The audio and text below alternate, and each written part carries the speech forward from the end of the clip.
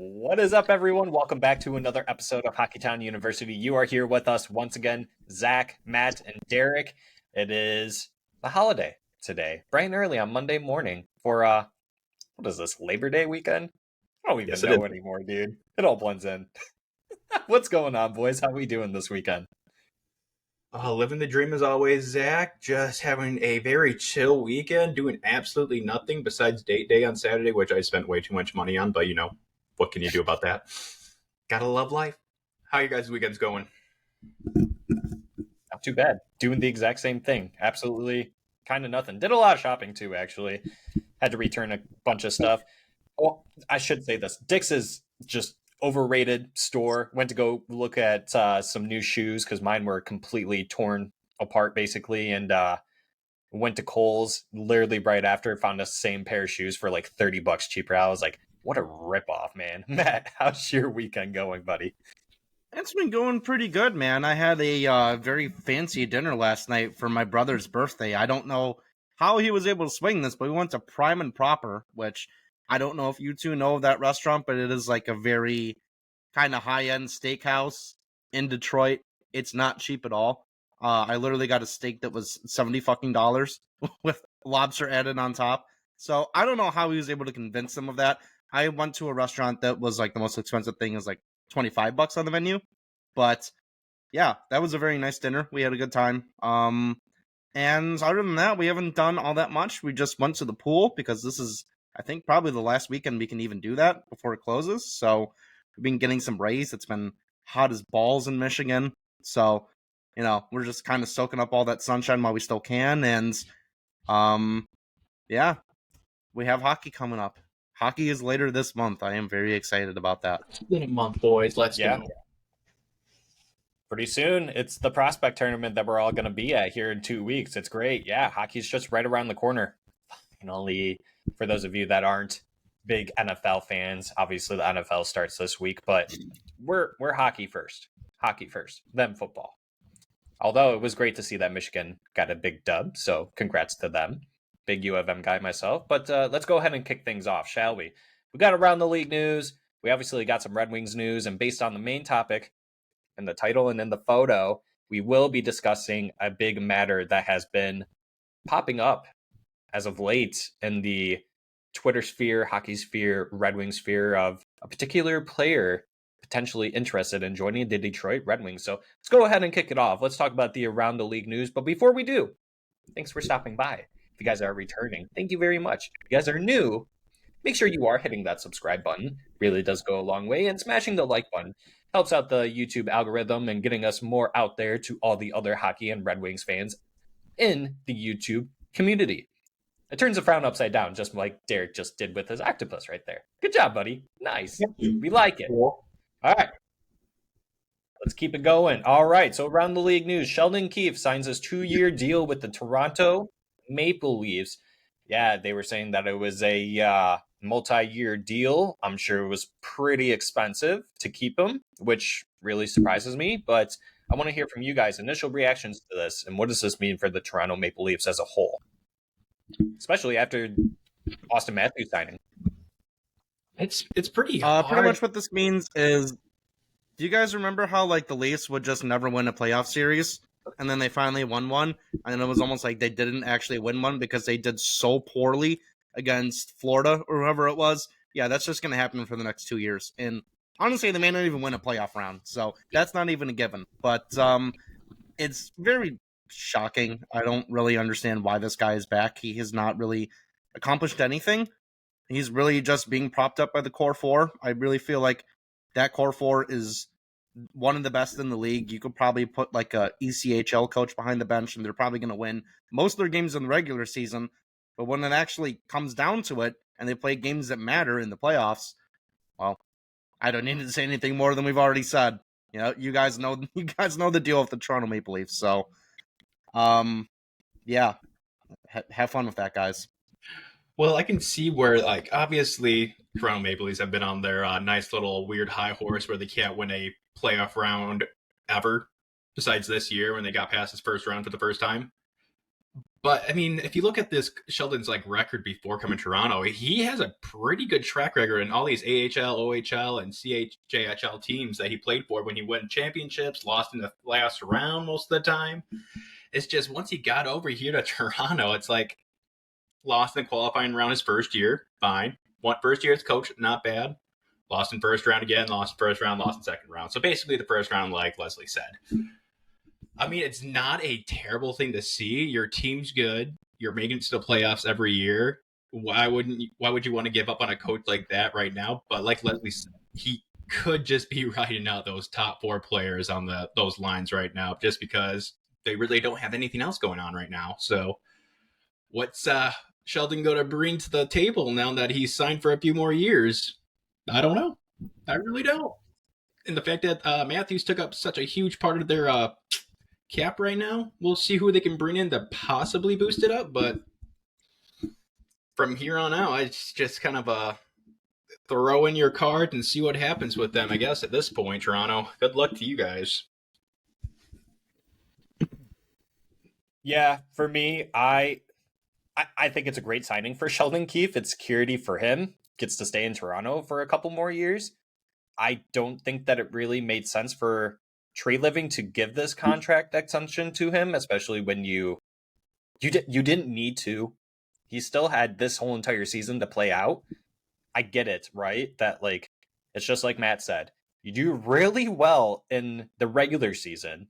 Come playoff time, you've won one round in the playoffs in the last 4 years or however long he's been the coach. I don't exactly know.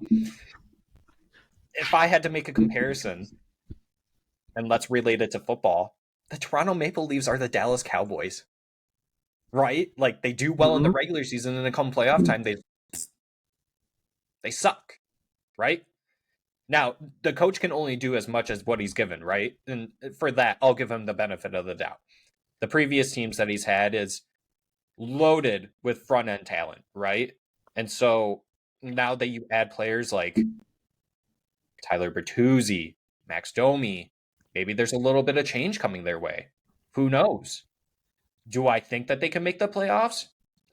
Every year, I think that they can make not the playoffs, but the Stanley Cup Finals. Every year, I would say, I would give that to them because of how talented of a team they are. But I don't think it was smart to give them a 2-year extension. While yes, you do know that you're going to keep Austin Matthews, but you don't know if you're going to keep Marner. You don't know what's going to happen to Nylander. Can Sheldon Keefe keep this team afloat 2 years after this if they lose one or if not both of those players? That's my main question. And to be honest, I don't think so. They'll get the cap space open, sure, and they'll be able to get other players. But I will say that this year's Toronto Maple Leafs team is probably going to be the best one that Sheldon Keefe has ever had. And they're going to be able to potentially get out of the first round again. Going into the second round, that's the benchmark now, right? Like, other than making to the cup final, that's your benchmark. You got to make it past the second round. If you don't, then it's a lost season. I mean, what? Like, most teams would say, like, it's cup or bust. Correct. Especially for a Toronto Maple Leafs team. For us, we're still in that weird mix, right? Where it's not playoffs or bust. We just want to see improvement in the standings and in terms of our players as well. So for them, it's 100% different. But I do think that if they don't make it past the second round going into the conference final, then it's a lost season. Then you're stuck with them for 2 more years, and then you potentially lose those 2 players. So good luck to them. I really don't know. Do you guys have any other things that you want to talk about this as well? You know, I honestly kind of feel like Sheldon Keefe being re-signed and people freaking out about that in Toronto. They have some bigger fish to fry coming up here. Like, William Nylander is going to be a free agent next year, and he's asking for a lot of money, and they're really not going to have much money to even pay him. So, to be honest with you, that seems like the bigger issue for them is just trying to keep all their players together and keep them all happy. Where, I mean, you know, there is a salary cap. You have to adhere to that. So I don't know if that's going to work. But, yeah, I don't really see Toronto being much more successful next year. Like you said, like, yeah, they're definitely a playoff lock. I think in our our video where we predicted the standings, I had them like first or second in the Atlantic. So there's no doubt that they're a very good regular season team. Like us as Red Wing fans, we know that they've kind of waxed our team the last 5-6 years whenever they've played. So yeah, it's gonna be tough for them. I guess we'll see how it shakes out in the playoffs and who they're facing off against, because I really feel like this next season, the Atlantic is going to be shaken up a lot. I really feel like it's going to be a much different playoff picture going in than it has been for really even the past, I don't know, maybe since before COVID, because it kind of feels like it's just you got the top teams that are always there.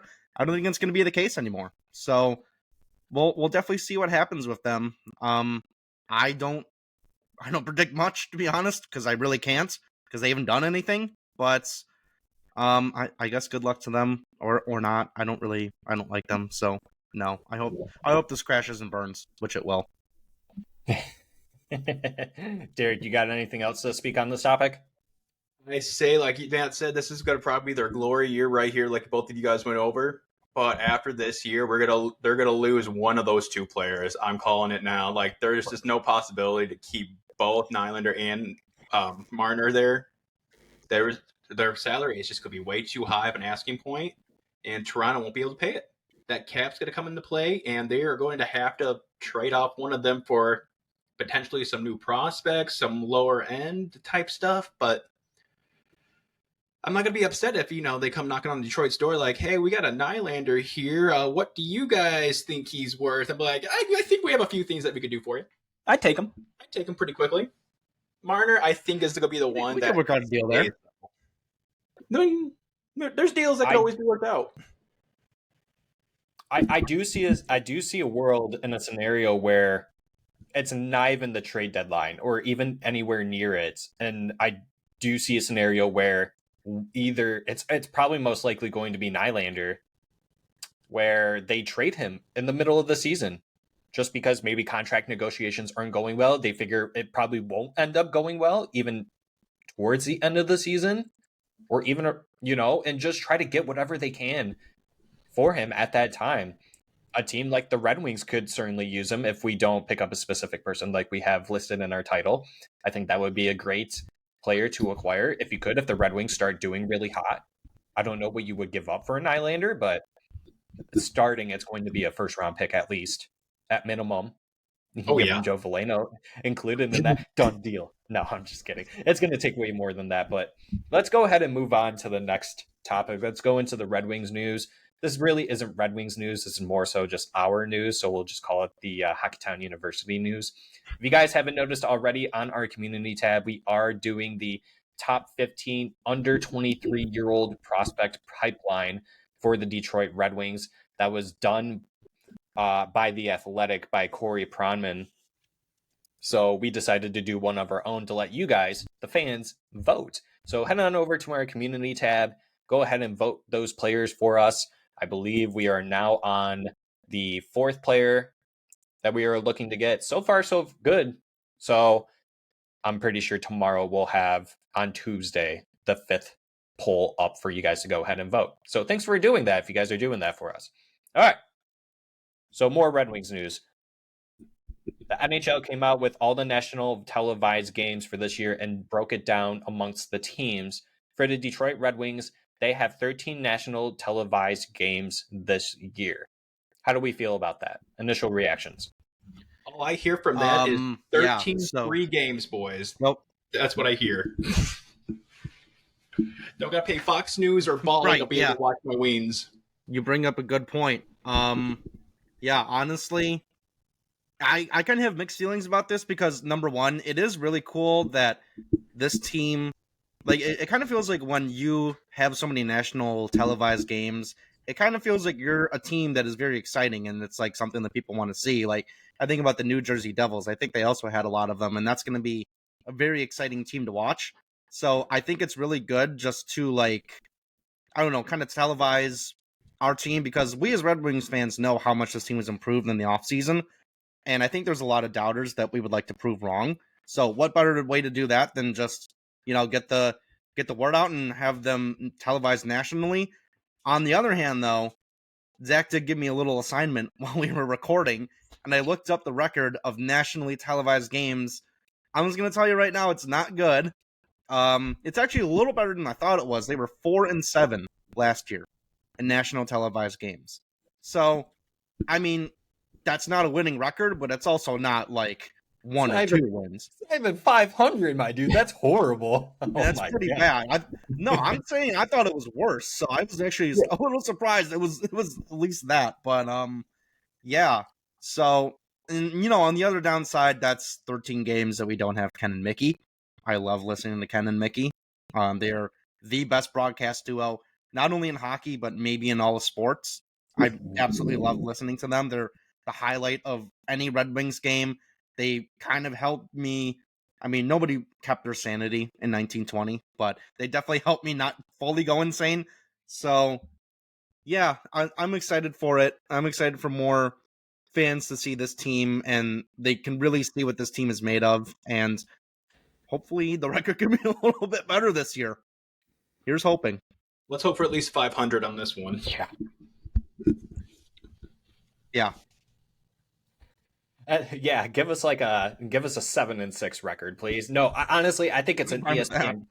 I think it's an ESPN curse. ESPN. I mean, every single game that you watch with them being on ESPN. I like TNT, and I really love their commentators. They do a really good job at presenting teams, talking the game by game, the play by play. But ESPN, every game, they either call a player by a different name or they say the name completely wrong. Mason Raymond. Didn't they do that for Lucas Raymond or something? They called him Mason Raymond. So get ready for Mason Raymond to come out of retirement again for 4 or 5 games. Oh my God, dude. Yeah, I swear to God, it's an ESPN curse. And then there's this whole thing with ESPN going on that Disney is trying to figure out. They're trying to find a partner to help out with their streaming or whatever it is. And ESPN, I remember looking at the stat, it's almost like 50% they've lost in viewership just on cable alone. Yep, I have that exact problem because we have Spectrum and I don't get ESPN anymore. I tried to watch college football on whatever it was, Thursday or Friday. Wasn't available because we don't have it anymore. So I'm big mad about that. Yeah, and then you go and watch the U of M game and it's on fucking Peacock. Like, what the hell is that, dude? I'm just like, how am I supposed to watch this? Like, the world now is going into streaming. I don't really mind that, but everyone's now competing in that regard, and eventually everyone's just going to own all these random packages that they don't need. Honestly, I'm about to just cancel my Netflix just so I can get a Peacock if Michigan's going to play on that every single weekend, which is going to be really dumb, but kind of is what it is. To tell you the truth, I have about every single streaming platform there is now, and it's ridiculous how much money we pay just so we can watch whatever we want. It's better than paying. It's better than paying the $300 just to have cable with Wi-Fi now. I mean, just for my Wi-Fi alone, I pay $60 a month, and that's just ridiculous. And it's not even top of the line Wi-Fi either. So imagine paying the $300 for cable and internet, and that's how they get you, right? So yeah, big thumbs down. But no, I think this is great for the Red Wings. Yeah, you definitely get more viewership. I mean, we all know that the Red Wings are a big team in the world, right? You go over into Europe. Red Wings are probably the number one team over there outside of whatever, like in Sweden, probably in Russia, Germany, like all these other countries, right? Like the big hockey countries, the Red Wings are probably the number one team over there because of how much exposure they got from taking players like the Russian Five, Nicholas Lidstrom's, Henrik Zetterberg's, Kronwall's, players like those, right? So I think this is great. The one team that got the most, and by no surprise, was the Edmonton Oilers, and I believe it was like 16 or 18 games they got. I mean, I want to watch Conor McDavid, right? Who doesn't want to watch as much of him as I can? Yeah, right. And I want to be able to watch Connor Bedard. I mean, it does help out that he's only an hour behind us. But for us being able to watch Connor McDavid, I don't want to be up at 10 o'clock at night and being up until 1 a.m. in the morning. So give us a lot of 8 p.m. games or 7 p.m. games, if you will. Please, ESPN or TNT. We would like that. Derek, you look like you got something to muster up over there. Oh, I was just thinking, I'm like, well, I realized I work third shift now. So at this point, I'm okay with those 11 o'clock games. That's when I get home, boys. Heck yeah, you are. Well, there you go, buddy. Yeah, you got to look on the bright side. There you go. I like it. Everybody loses but Derek. Oh man. Oh, and then we did notice Canada must not like giving away free hockey or something, because there were 4 Canadian teams that had 0 primetime games. Who was it? It was the 4 Canadian teams. I think it was Montreal, Ottawa Senators, Yeah, Winnipeg, I think, was also one of them. I mean, Winnipeg, and to be fair, all those teams are going to suck. So, you know, why do you really need to even watch that? okay, that's fair. Yeah, I like that argument. No one wants. Yeah, no one wants to watch those scrubs. Hey, guys, No. just remember, though. Remember, the rebuild's over. Just remember that. They have unprecedented success in Ottawa. For them. Yeah. They got to figure it out. All right, let's go on to the next topic, which is Filip Zadina was caught in an interview saying he was rushed into the NHL. I'm not going to go through the article, honestly. If you guys want to go ahead and take a look at it, that was done by NHLTradeRumors.me. That's what I'm looking at. I'm sure someone else wrote it beforehand, and then they just kind of copied it. I'm not exactly sure who he was interviewed by, but this was written by James Wilson. Yeah, a European newspaper. So I'm trying to find some quotes in here. Let's see.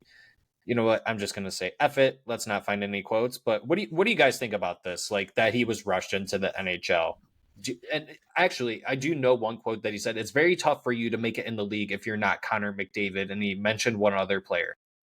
Austin That's Matthews, bullshit. I believe it There was. are plenty of players that aren't Connor McDavid that do well in the NHL.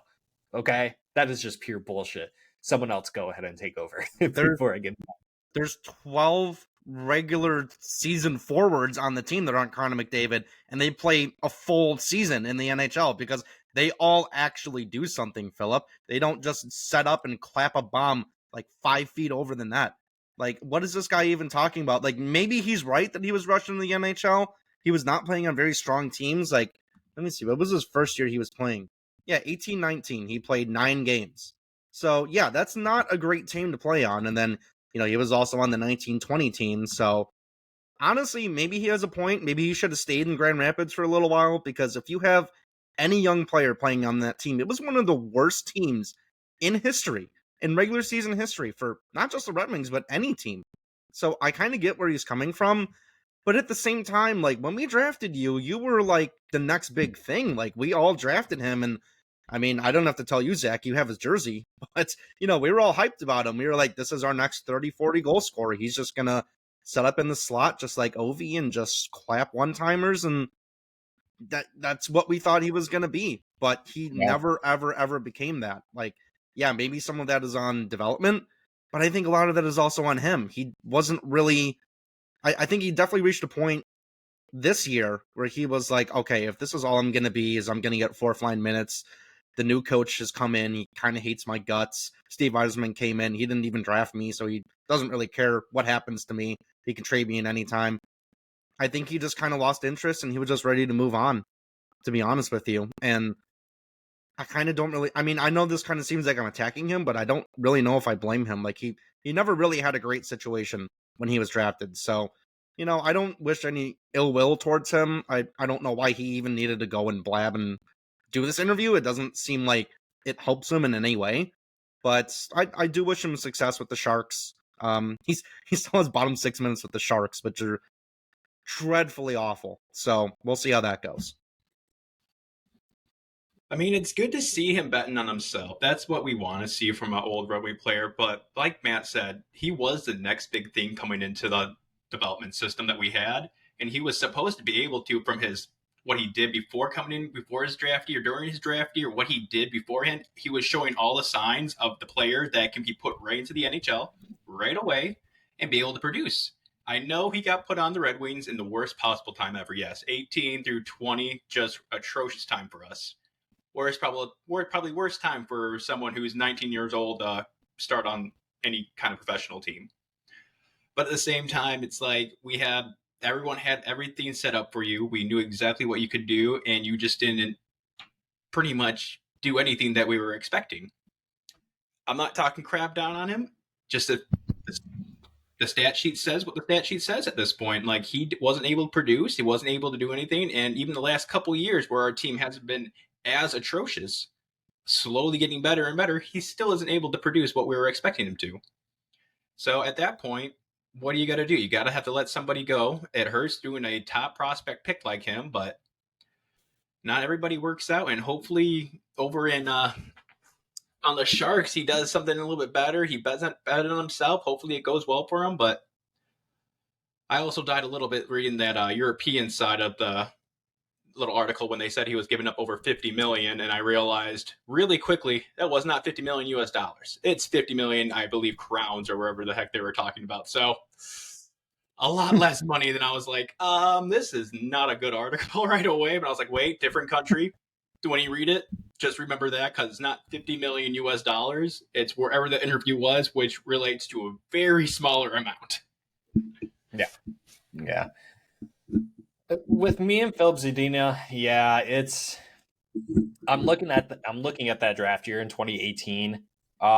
He was drafted 6th overall by Detroit Red Wings, obviously. Yeah, I have his jersey. It fucking sucks. I want to burn it, or at least get his name removed and put Alex DeBrincat's name and number on there. So I gotta find on top. I gotta find a place that'll do that. But no, I'm looking at the total points for the 2018 draft, and he sits at 13th overall. Granted, that's you're looking at this list, and you got Brady Tkachuk, Svechnikov, Quinn Hughes at the top for the 3, and then even Dahlin at number 4, who was the first overall pick in that draft. So, a lot of people can sit there and say, whether if they're Detroit Red Wings fans or outside Red Wings fans, you could have had Quinn Hughes. The rumor was that they weren't going to draft Quinn Hughes, even if they did not take Filip Zadina. I'm pretty sure it was going to be like Evan Bouchard or something like that. That's the rumor, right? Yep. I stand by this. I do think that he was rushed in. But I do think that it was the best for him to come in. I think that as soon as he was drafted, he should have been with the team. I'll stand by that. I've always said that. But other things play an account to it, right? The Red Wings were just in a really, really bad spot until Yzerman came in, right? Like, we keep on talking about these players. Dennis Cholowski, Evgeny Svechnikov, Michael Rasmussen, you got Filip Zadina, all these players. You can even count Mo Seider and Lucas Raymond into this. We're getting all these players in the top 10 of the draft, but the overall team quality is just so poor that we had to bring some of these players up really quickly. Does that hurt players at time to time? Yeah, 100% it does. But it's your obligation as a player to try and figure out how to get better so that way you can provide for your team.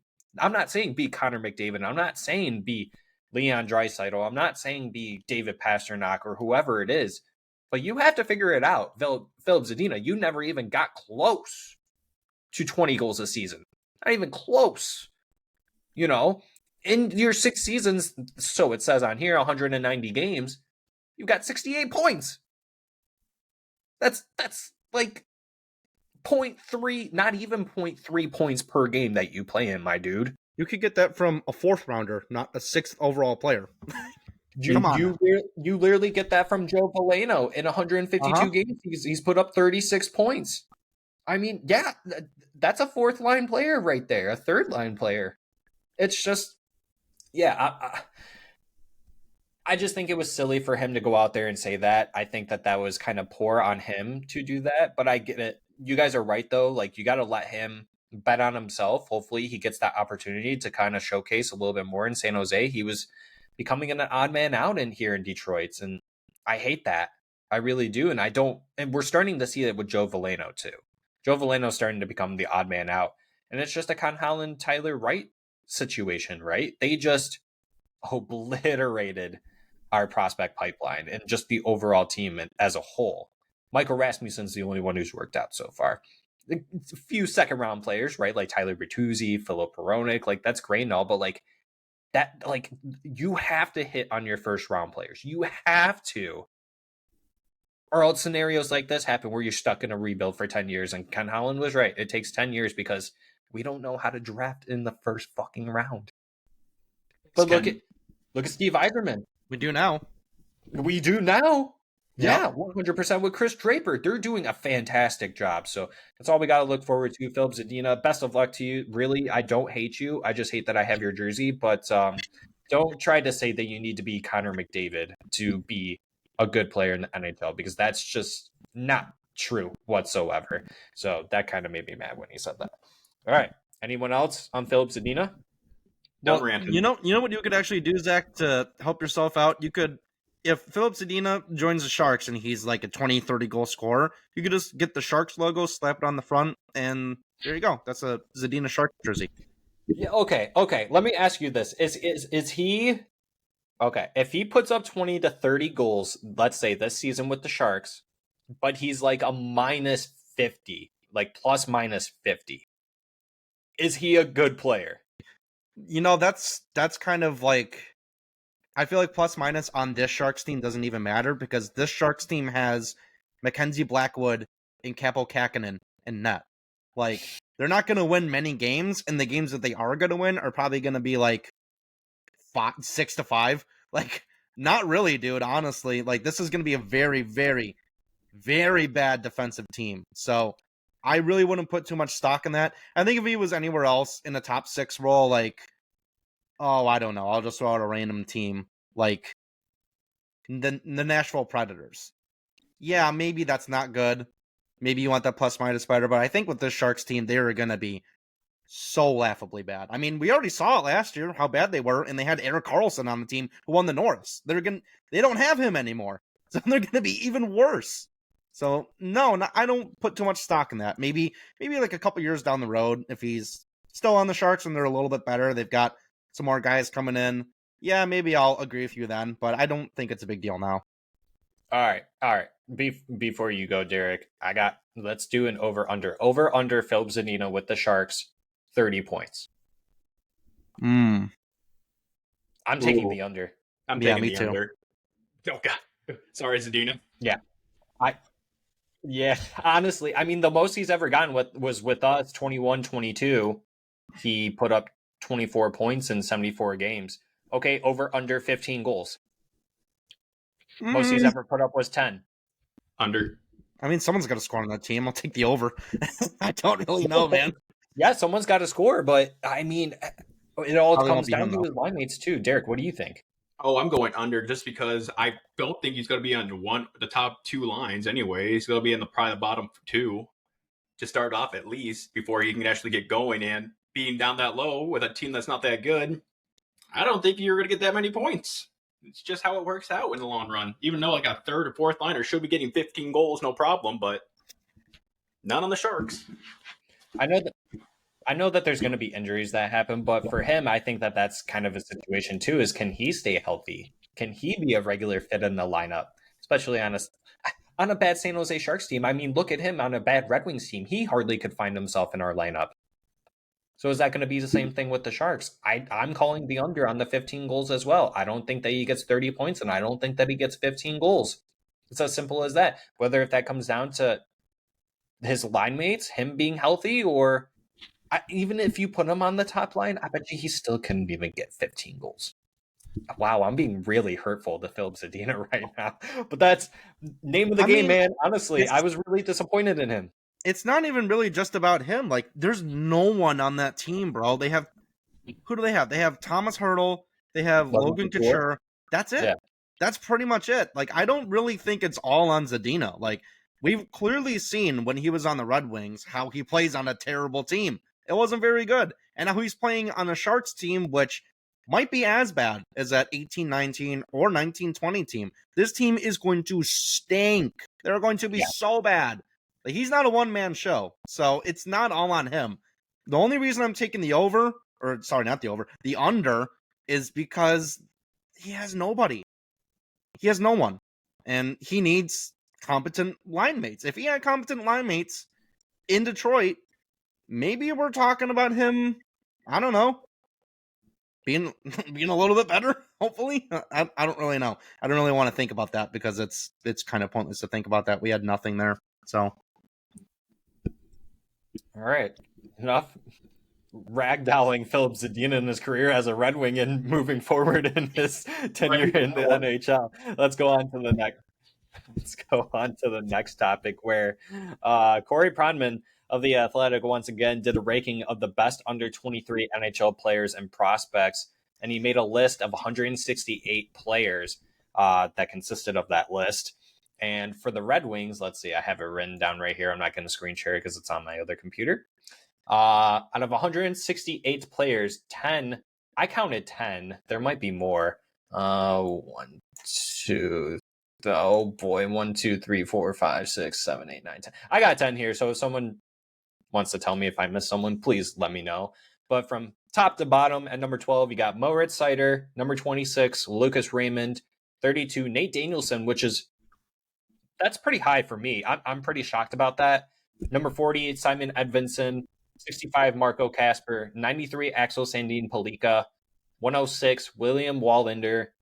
149, Elmer Soderblom, which I'm kind of shocked about as well, but I get it. This one I'm actually pretty shocked about, and Matt's probably going to have an aneurysm when I say this. 155, Carter Mazer. That's his boy. And then 167, second to last, Sebastian Kosa. What do you guys think about this list? At least in terms for the Red Wings. I'm not sure if you guys looked at the whole entire list, but I will say for Mo Seider being at 12, I will disagree that Cole Caulfield being at number 11 ahead of Moritz Seider is a bold statement. Also, Leo Carlson, who has not played a single NHL game yet. I think This is what I absolutely hate about these lists, because I bet Bedard was like in the top 5. He hasn't put up a single point in the NHL. Like, I get it. He's Conor Bedard, but like, why he's number 1 on the list? Yeah, there you go. So like, why are we including guys who haven't even strapped on NHL skates on these lists? This is the dumbest shit I've ever seen. This is like peak middle of the offseason. We have nothing going on. No one's clicking on my website and I'm not getting any ad revenue. I got to put Conor Bedard on here at number 4 because, let's just go crazy because there's no hockey on for another month. This is so colossally stupid. It's so dumb. Like, I get it. Conor Bedard, he's the next big thing. Talk to me when he's played a full season, and then you can put him on a list. That's what gives me an aneurysm, Zach. I think Carter Mazer being that low, it kind of makes sense. Like, it's a very big youth movement in the NHL in general. There are so many good players under 23? That's the cutoff. There are so many good players under 23. I totally get it. He has only played a handful of AHL games. He'll be higher next year. I can guarantee that. But yeah, this is the dumbest thing I've ever seen. 2 guys in the top 10, maybe even 3. Is Adam Fantilli in there too? So I'll go from 1 to 10. Okay. Connor Bedard, Jack Hughes, Tim Stützle, Adam Fantilli at 4, Matvei Michkov at 5, Dylan Cozens at 6, Matty Beniers at 7, Zegras at 8, Luke Hughes at 9, Carlson at 10, Caulfield, then Mo Seider. Honestly, I could make the argument that Seider should be ahead of these players. You can call me biased all you want, but the fact that Mo Seider... You can take out 4 players because they haven't played in the fucking NHL yet. He'd be in the top 10. He'd be like number 7 or 8. These lists are so stupid, dude. I hate it. I hate it so much. Like, strap on skates, make an NHL pass. Don't even get a point, and then you can be on the list. Like, I don't know. It's so dumb. I do think that this list is compiled based on like points alone, which surprises me. I do feel like that it is based on that. I mean, you got Matty Beniers, who's only been in the league technically for 2 years. I don't see how he could. I mean, same thing with Mo Seider. But Seider, if COVID never happened, Mo Seider would have been. This would be his 3rd year in the league for sure. Right. Yeah. But if I had to do this over, I mean, Trevor Zegras at 8. I mean, like, I guess I can make the argument for that, but it's going to be tough because I am a Red Wings fan. I don't really mind those guys being in the top 10. Like, Matty Beniers was a Calder winner. Zegras last year, I think he was runner-up for the Calder. I don't mind that. That makes sense to me. Like, Zegras is like, I mean, we've seen him all over the NHL. He's like basically the face in the NHL right now. And you wouldn't see him so much if he wasn't as skilled as he was, because he plays on an awful, awful team. Not to mention on the West Coast, too. So... And then the same thing with Matty Beniers. He's the face of one of the newest teams in the league. So I totally get that those guys have to be up there. They are very good players in their own rights, but putting on players who, I get it, they have a pedigree. We know that Bedard and Fantilli and Michkov, when they come in the NHL, they're going to dominate. My problem is if you're making this list based on who's in the NHL right now, don't put in guys who haven't played in the NHL yet. They got drafted a month ago. This is colossally dumb. All right, Derek, let's hear from you, buddy. We kind of stole the show a little bit, but let's hear from you. Do you think Mo Seider should be a little bit higher? What do you think of the list as a whole? Oh, I'd let Matt go on that rant there for a second, but I do low-key agree with him in the fact that I don't really think these draft players should be listed in here at all. Like, I mean, I know they're great players, and we all know they're going to destroy the league when they get into it finally. But hell, Matt Mitchkov, he's not going to be in the league for what, another 2 or 3 years? That's a good probably point. even longer. That's Like, a good most point. of these guys aren't going to be playing for the next. Like, most of them are going to college or going to play in the juniors or something like that. The only one who might be popping up right away, obviously, is number 1 Conor Bedard. But that's because Chicago doesn't have anything else. So it's like, might as well bring your best player possible to come play with you. So that's why he's up there. It's like, yeah, you're going to play. Everyone else behind him, 2-3 years max still. Like, they're not going to be playing. They don't need to be up there yet.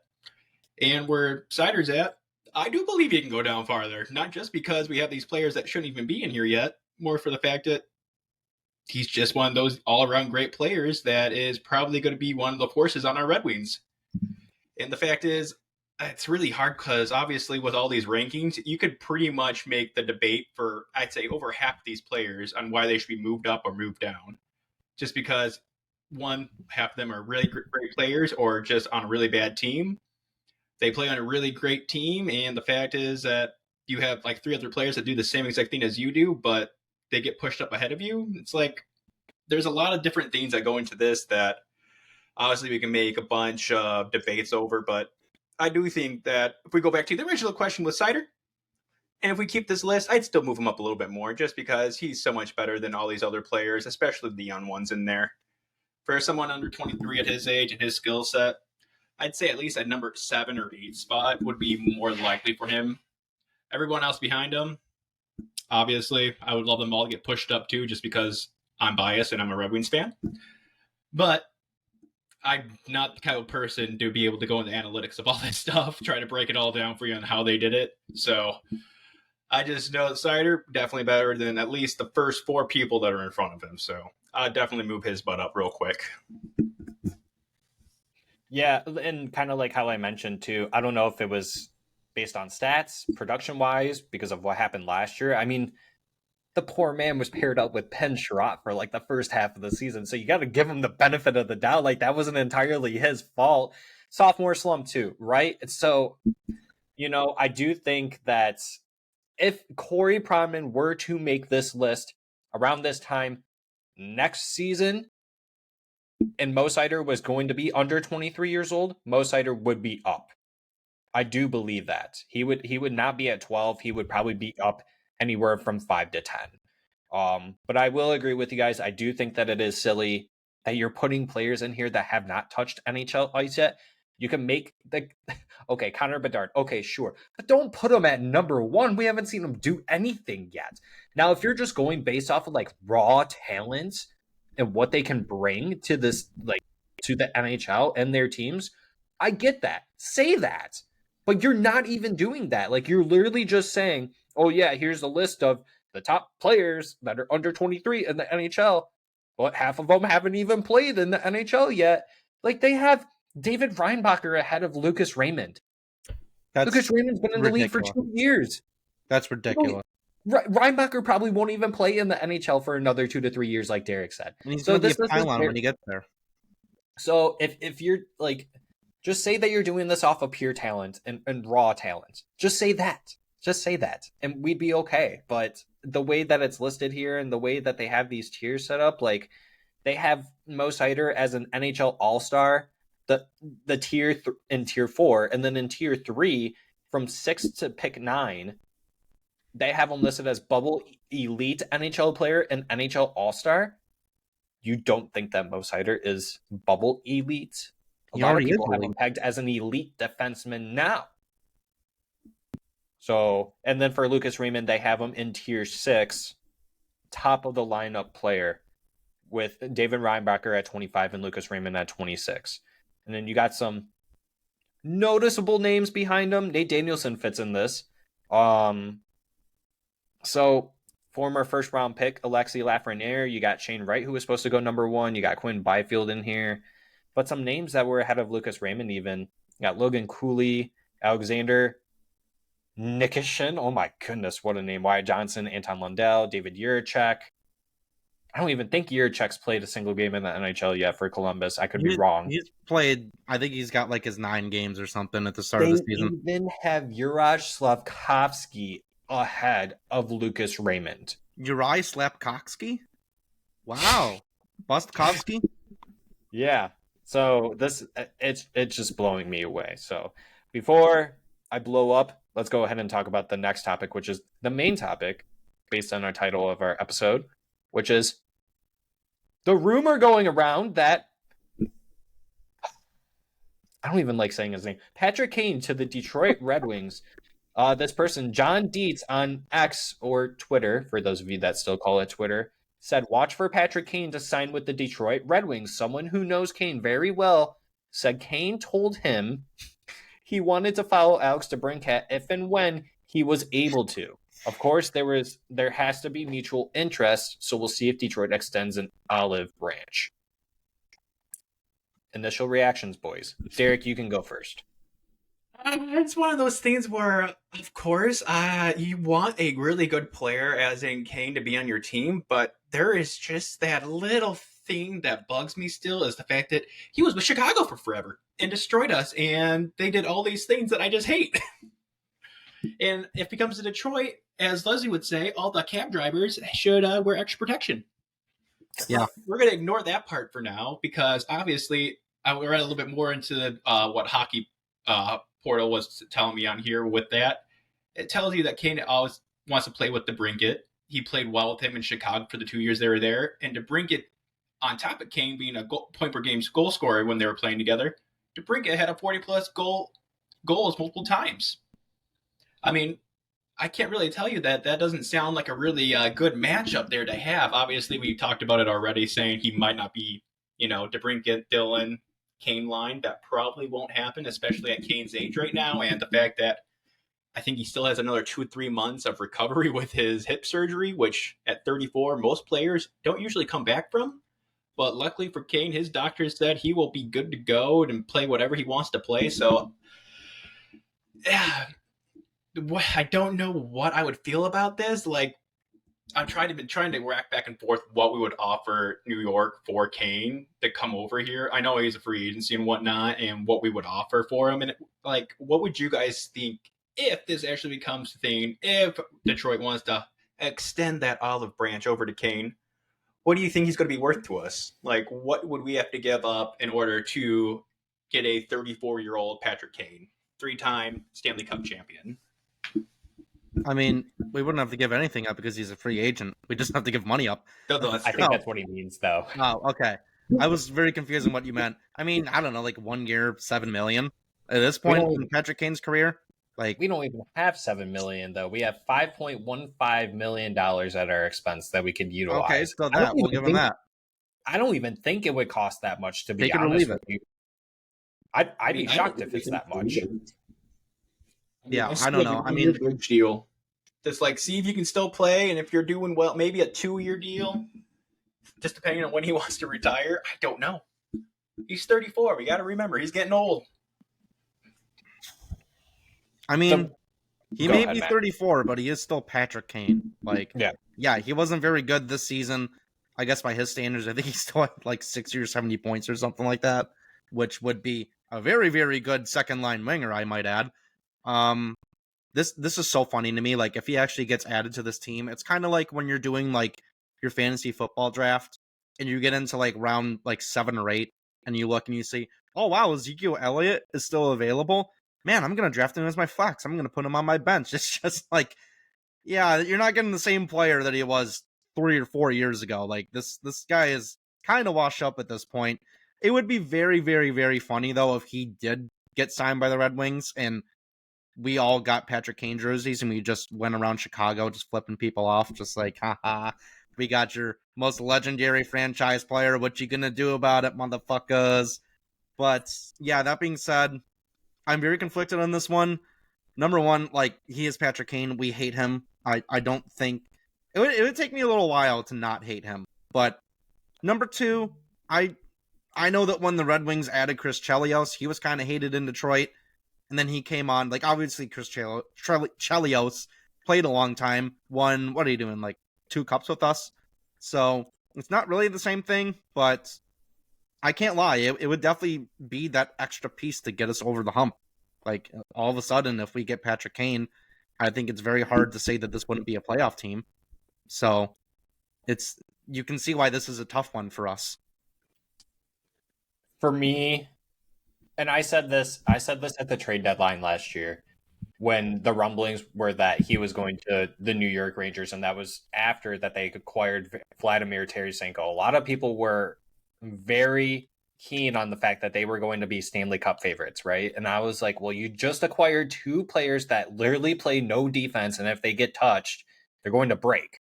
Mm-hmm. They both did good for the New York Rangers in the regular season before the playoffs came around, and then they did not show up. Now, I don't have an issue with getting Patrick Kane as much as I love to hate him because of how good he was against us all those years, going and playing against them in the conferences in the playoffs, like Western Conference Final when we were still playing in the West. I would love to have him. I do think that it makes this team much deeper. The issue with getting him is that, how much are you going to sign him for? For how long? I would give him 2 years max, but I'm not giving him a lot of money. I mean, if you're okay with giving him a 1-year deal and it's like $5 million, go ahead and do it. So what? If it's 2 years, you're going to have to come down on that because if something happens or you don't like what's happening, then at least you can buy him out, right? So if you bring him onto the team, I'm probably not going to put him on the top line because you do need to place him with players that can play defensive first. So I'm thinking like players like the Comfer, the Cop. Yeah. I mean, Jonathan Berggren. You need to spread the wealth, right? As much as I want him to play with Alex DeBrincat and bring that out in Alex DeBrincat and even Dylan Larkin, maybe that is the best spot for him if Alex DeBrincat can come back and play a little bit of defense. But you can't just rely on Dylan Larkin to do that for both of those guys if you want them to be the goal scorers first. But I would put Patrick Kane on the second line. You can bump David Perron down on the third line, but it all comes down to how much he's asking for. And if you have to make a trade somewhere, I guess if you had to trade someone on this roster currently to add in cap space to get a Patrick Kane, who are you guys trading away? I have a feeling it would probably be a David Perron. I feel like it would be. No one's going to take that. Let's be a little realistic here. I'm thinking about this, but no one's going to take that. So I think if you're looking at a player, like a lot of teams could use a David Perron. You're basically just swapping David Perron for Patrick Kane. Old guy. They're both similar players. Just Patrick Kane is more hurt.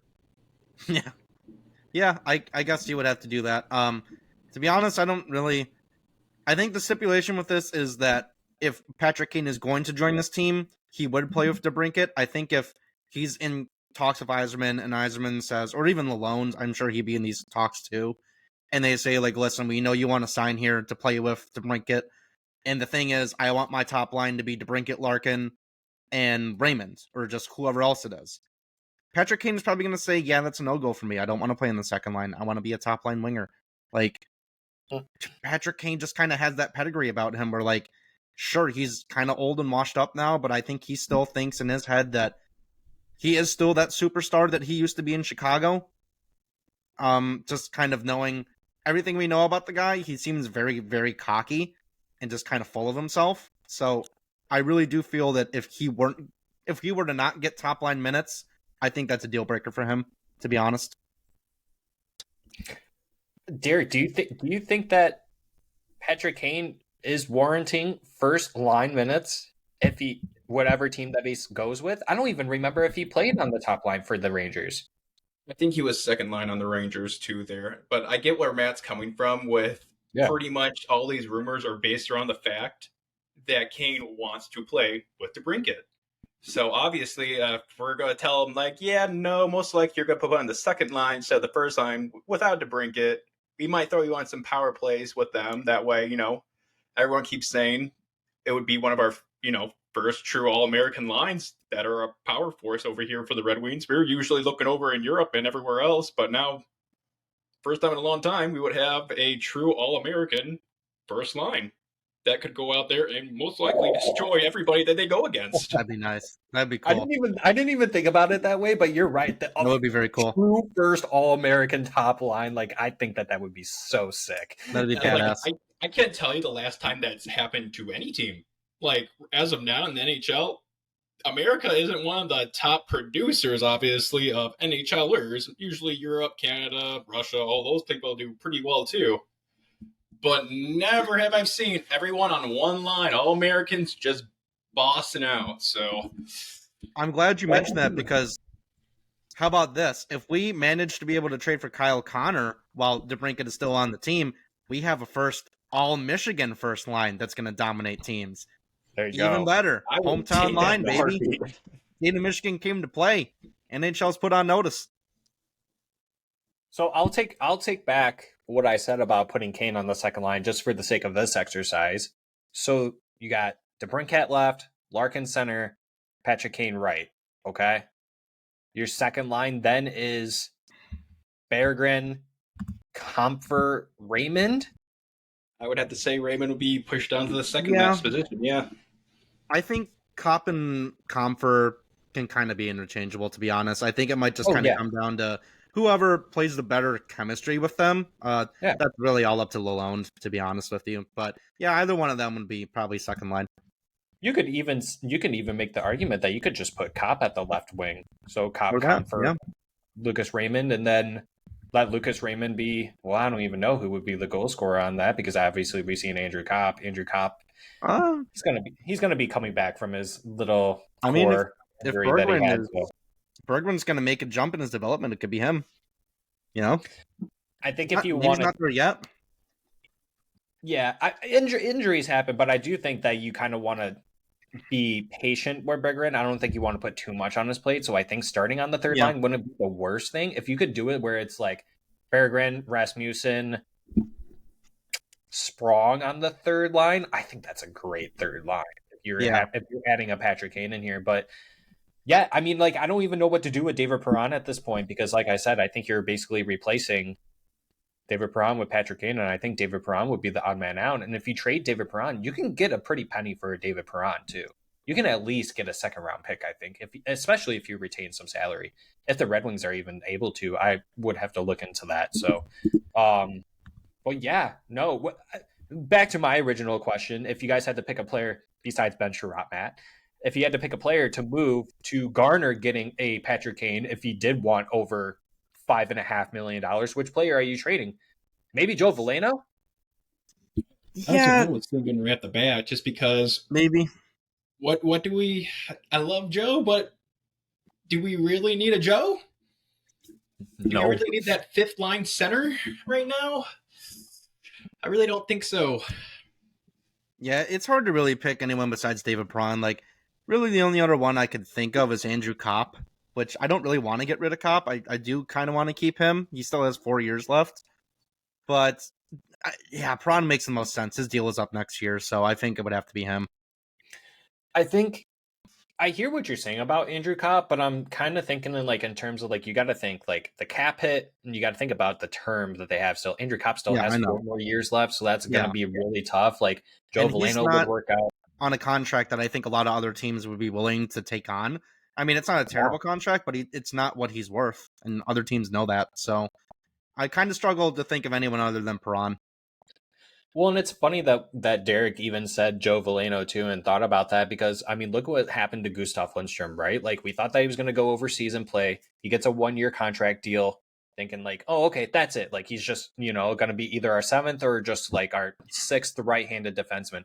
All of a sudden, boom, traded for Jeff Petrie. I mean, the similar thing could happen with Joe Veleno. I think it'll come down to camp.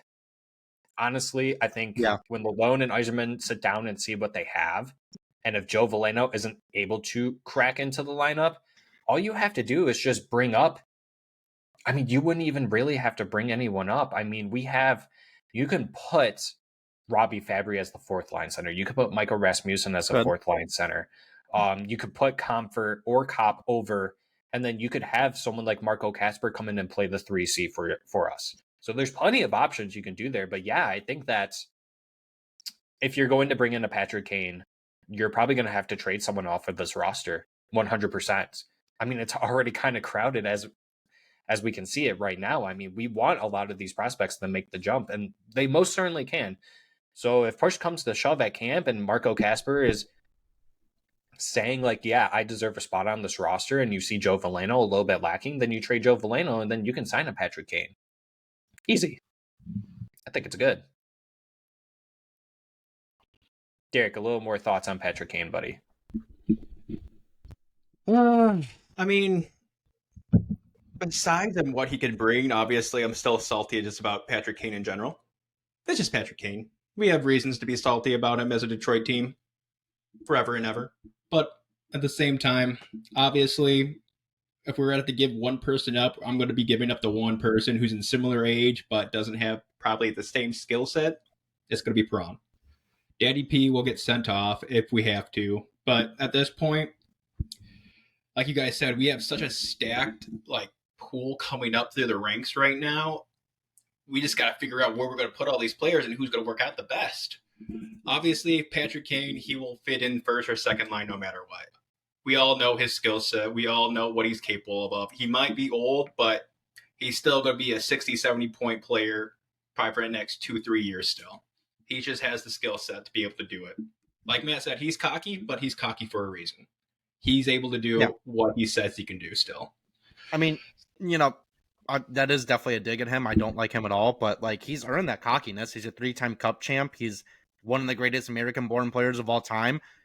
It's definitely an earned cockiness. I'm not going to say it's not there though. That's definitely a factor when you're bringing him onto your team. And I mean, we mentioned it at the top of the segment that he has character issues with assaulting the cab driver and a few other things that I won't mention right now. And that's not the type of person that Yzerman does the business with. I mean, Jacob Vrana got shipped out because of character issues, and we still don't know what all the surrounding that. So this, it takes two to tango, and I don't think that this is really a player that Steve would be interested in, to be completely honest, even if it's only for 1 year or two, depending on whatever he wants.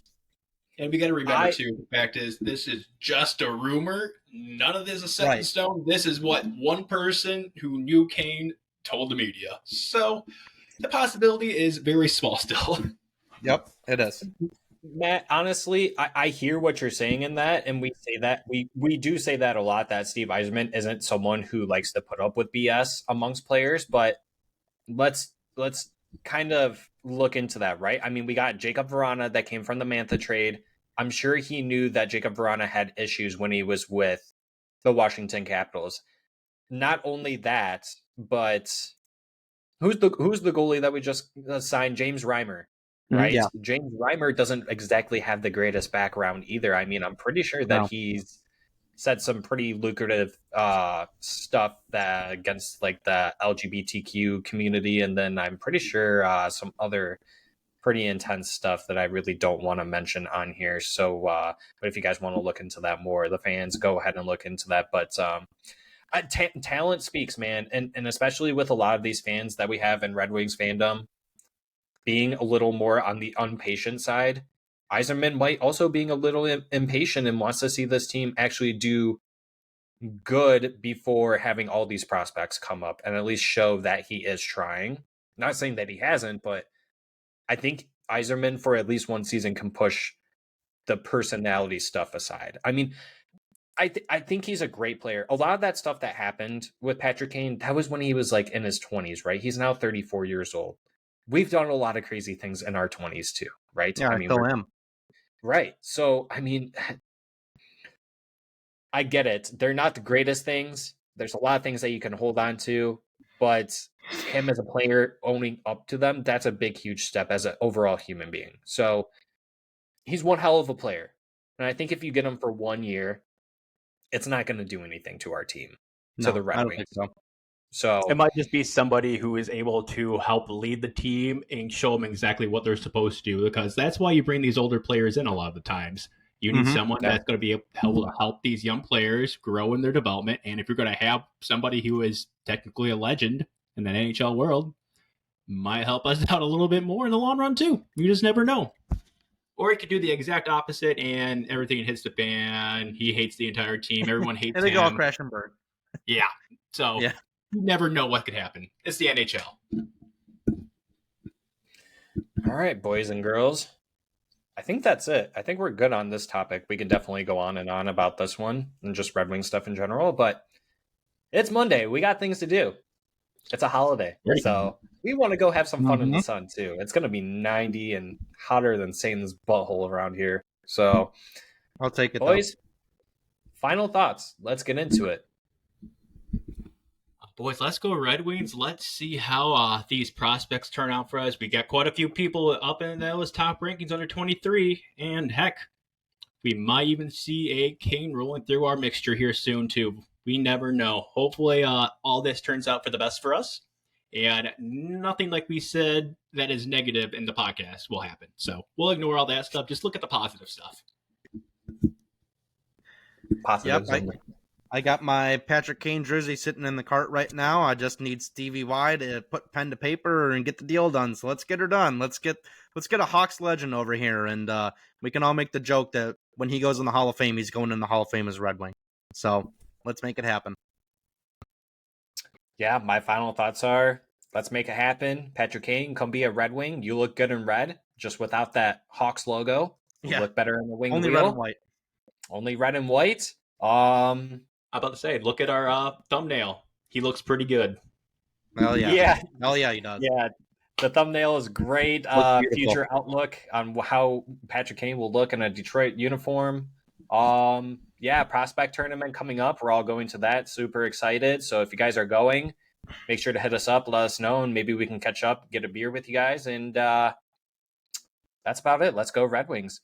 So thanks for joining us once again. If you guys are returning, thank you very much. We appreciate it. If you guys are new, did you hit that subscribe button? Did you smash the thumbs button? You ought to do it if you haven't done it. Turn upside down. You guys already know. All right. Other than that, we definitely appreciate it. However, you guys are watching, listening to us, make sure that you are rating us 5 stars on Spotify as well. But spread the love. Make sure you're going on to our community tab as well, placing your votes for the top 15 under 23 prospects. Show Corey Pronman that he was wrong. All right. Until next time, everyone, we appreciate y'all. See you next week. Bye-bye. Bye-bye, everybody.